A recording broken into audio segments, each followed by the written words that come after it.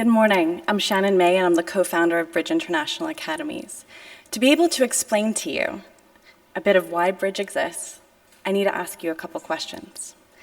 Who here raises a child, is a parent of a child? Some of us. How many of you are raising a child who's currently in primary school? Okay. Now I want you to do a little thought experiment with me. You come home from work, you find your son sitting outside your door. You don't understand. Where has he been all day? Why wasn't he at school? He shouldn't be here like this. He's been asleep on the floor.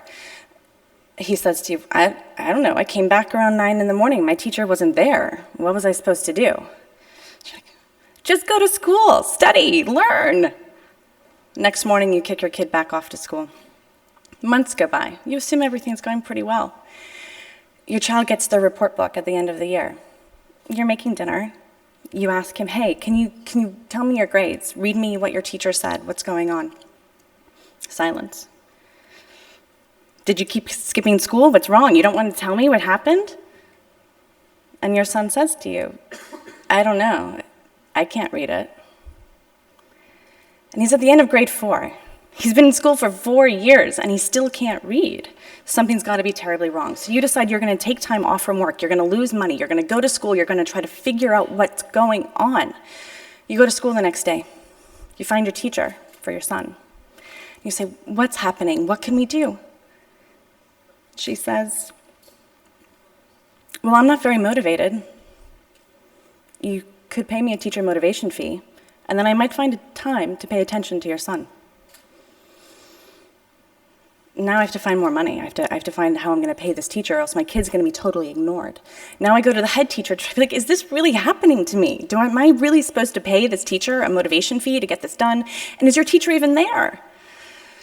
And the head teacher says, I really can't do anything, right? She's there, she's not there, I can't do anything about it, I'm not allowed to discipline her. You should probably just pay. What would you do? You're a parent in that situation, and your son is 10 years old and still can't read.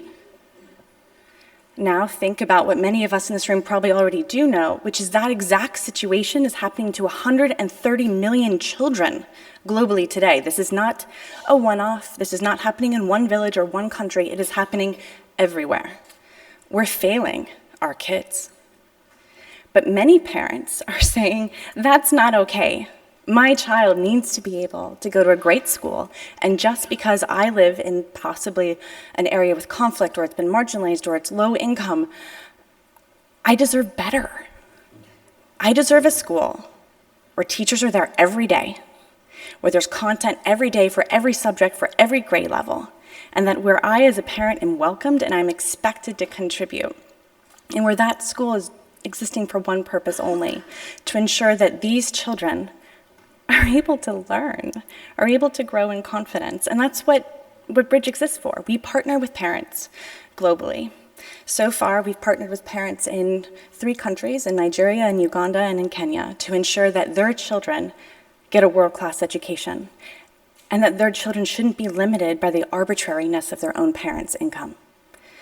So we find school leaders, we find teachers, we find parents who want to start a school in their community and who are ready to ensure their kids learn. And then we do 2 fairly simple things that are core to our innovation. We prepare master lessons for all of our teachers.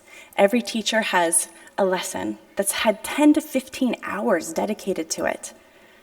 How many of you have been teachers? How long could you possibly spend preparing your lesson the night before? 15 minutes, 20 minutes? Because you have to prepare 6, 7, 8 of them. Even the most dedicated teachers can't possibly put in the time that our kids deserve. So we have a division of labor. We have master educationists and pedagogy specialists who write these lessons. We then train our teachers, we support them. So every lesson's prepared and ready to go, and we know it's going to work.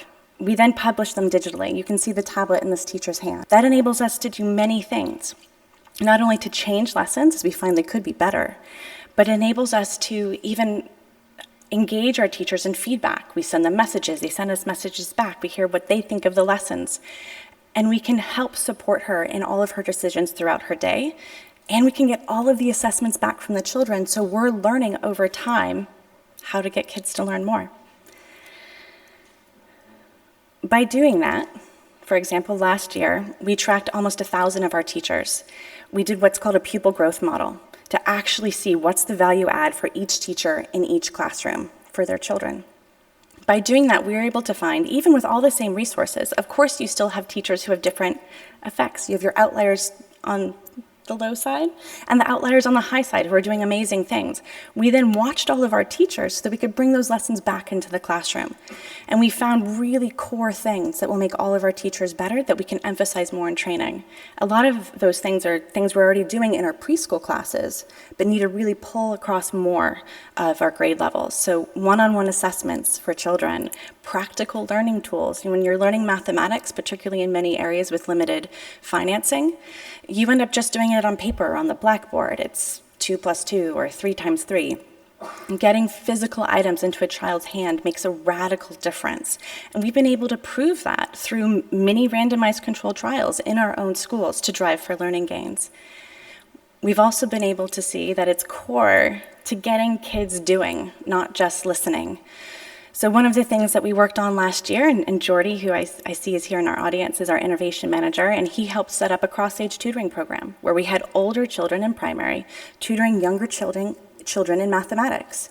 This ended up raising the performance and the comprehension of both sets of children by getting children more engaged. Now look at her. She's your daughter. Just look at her for a moment.